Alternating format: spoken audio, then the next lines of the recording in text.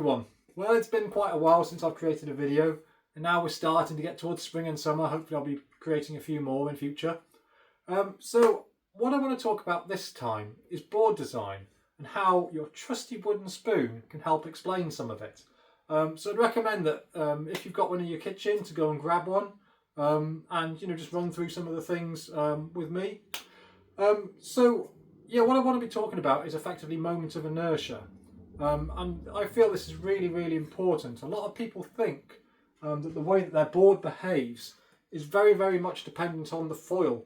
And this is true, but it is a combination of the board and the foil. If you've got a really responsive foil and a really long board, you just won't feel, a really big board, you just won't feel the response of that foil because the board will be dominating the way that the whole thing feels. In the opposite case, where you've got a really big foil and a really tiny board, again, it'll be the foil that's dominating it. And this is kind of a really important consideration. But it's not just as simple as that. Like we've talked about with low, medium, high aspect foils in the past. To some extent, the actual dimensions of your board have an effect on this too. So if you get your wooden spoon, one of the things I'd recommend doing is to try spinning it. Spinning it around its long axis like this. You should find it spins very, very easily in this way. But if you try and spin it around the other axes, it's quite difficult to start spinning, quite difficult to stop spinning. This is because of the moment of inertia. And especially if you take it from this end where you've got a lot of weight at the other end, you'll find it's hard to start spinning, hard to get it to stop spinning. Whereas if you take it from the other end, where you've got the weight a bit more distributed either side of your hand, it's quite a bit easier to get it to start and stop spinning again. So, what does this wooden spoon have to do with board design? Well, the actual distribution of weight is really, really important. It's not just necessarily about the shape of the board, the distribution is important too. But generally, boards are, the weight is kind of fairly evenly distributed everywhere. Obviously the fin box and things like that are probably a bit heavier. We've got the pads, it'll be a bit heavier in the inserts. But let's just kind of simplify it and basically say that, it's pretty evenly distributed. So the old boards that, we probably started on were very big and long and wide, and they were very, very sluggish around probably all of the axes. But as things progressed, we moved to these more kind of rectangular style boards, perhaps a little bit shorter, fairly wide, not too deep. So these were kind of much better in the way that they gave you quite a lot of pitch control, and especially when you got those super short ones, they gave you an awful lot of pitch control. But one of the things that you might not have noticed with those boards is the width actually gives you quite a lot of roll inertia. So in the case of the wooden spoon, a long thin spoon is very, very easy to spin around this axis. Whereas if you had, a much wider spoon, effectively, so say this had a big spoon on the end of it, it'd be quite difficult to spin. Or in the case of a rectangular board, you've got quite a lot of weight distributed around the axis, which makes it quite difficult for it to spin. So how does this translate to the feeling on the water? Well, if you've got a board that is long and thin, very much like a mid-length style board, it's very, very easy to roll because it's very much like the wooden spoon. And the other advantage of these mid-length boards is the actual weight distribution in itself. So because there's not much weight at this end or at that end, even though it is quite long, that the way that the weight is distributed mostly in the middle means that you kind of get a little bit of the best of both worlds.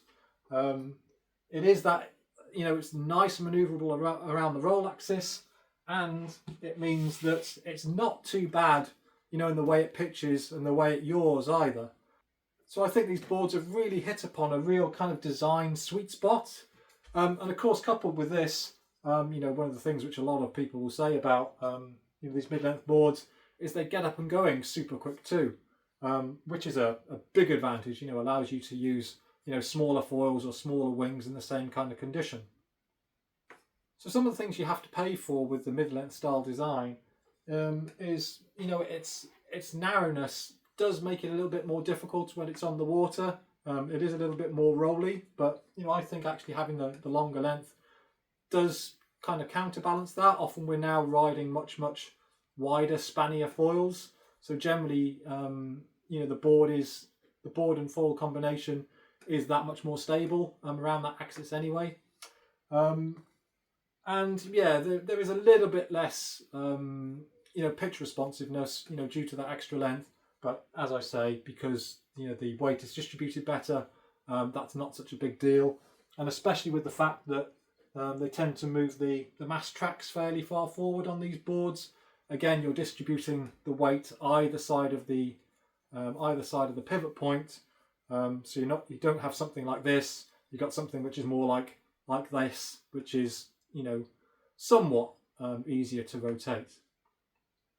So that's pretty much everything I want to say about these. And something to keep in mind, whenever you're thinking about, your next board. Personally, I love these designs. I find I really dislike wide boards now. I much prefer something that will get up and going lovely and early, has loads of kind of roll responsiveness. You don't pay for it too much in terms of the pitch responsiveness. And I also kind of like the way that the actual length does kind of help dampen your input a certain amount. So when you're pumping, the less of your effort is going into kind of pitching the board up and down, and it's more kind of driving the board up and down in through the foil. So I don't think it's too bad for pumping at all either. Other things which are quite nice about this shape of board is obviously it's much easier to put your arm underneath it, so you don't necessarily need to have a handle on a fairly high volume board. This is 75 litres, and another nice thing is that you can just use standard board bags on these boards. You don't need to get a specific windfall bag. You can get a surfboard bag, just oversize it a little bit, and it'll do the job beautifully on these style of boards. So I hope you found this video interesting. If you do get a chance to try some boards back to back, really do try a mid-length style board against a wider, more rectangular kind of board, and I'm sure you'll feel the difference between the way that the wider boards respond, especially considering the way that the weight is distributed and the moment of inertia of that board has an effect. And I hope you'll understand that it isn't just the foil which really defines the way a board responds.